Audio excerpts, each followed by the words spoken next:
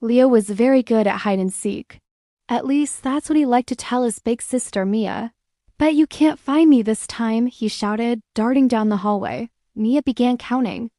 1, 2, 3. Leo zipped past the kitchen, past the coat stand, and into the far end of the house. He usually hid under the sofa or behind the curtains, but today he wanted somewhere extra special. That's when he saw it.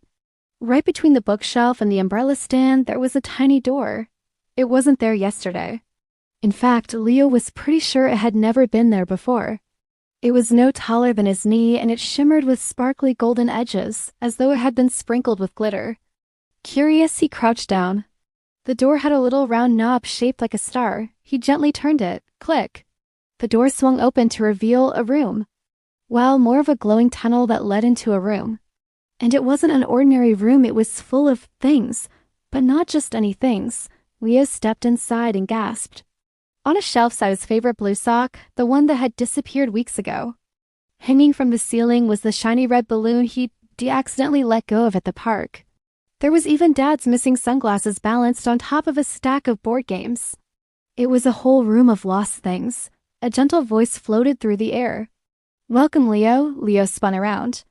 A tall, thin man wearing a waistcoat covered in pockets stood in the corner.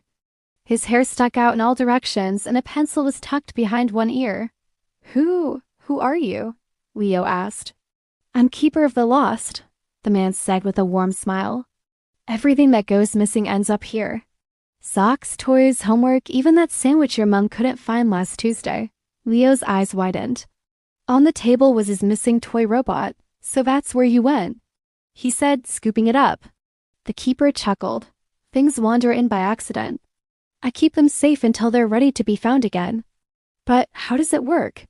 "Well," the keeper said, leaning closer, "sometimes things get lost because someone needs to learn how to look for them properly.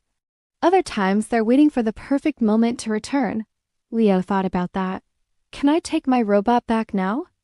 "Of course," the keeper said, "but you must promise to take extra good care of it. And you can only take one thing at a time." Leo glanced around.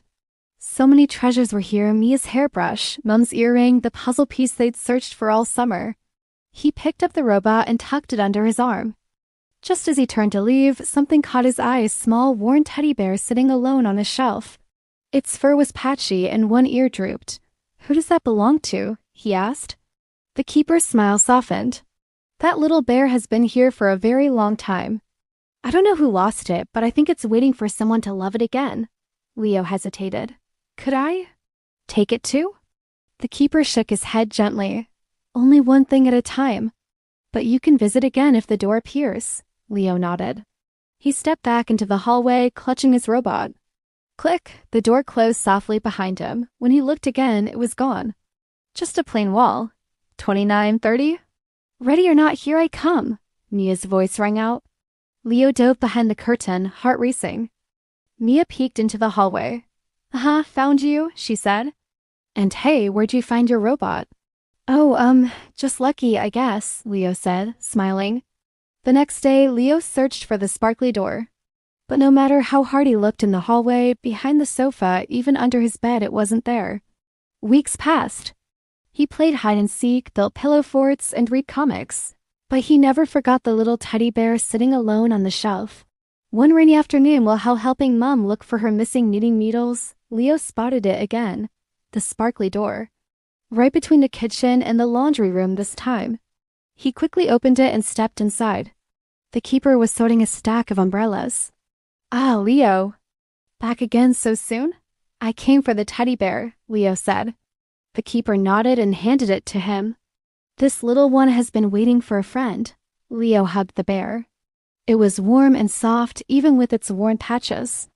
"You know," the keeper said, "sometimes things aren't lost. They were just waiting to be found by the right person." Leo smiled. "I think I'm the right person." He tucked the bear under his arm and stepped back through the door. Just like before, it closed quietly, and when he turned, it had vanished. That night, Leo placed the bear on his pillow. "I'm going to call you Patches," he whispered. "And you're never getting lost again." The bear seemed to smile. From then on, whenever something went missing, Mia's bracelet, Mom's shopping list, Dad's favorite pen Leo wondered if it had found its way to the room of lost things. And sometimes, just sometimes, the sparkly door would appear again, ready to open to a world where nothing was truly gone forever, just waiting to be found. Thank you for watching. Please subscribe and like the video.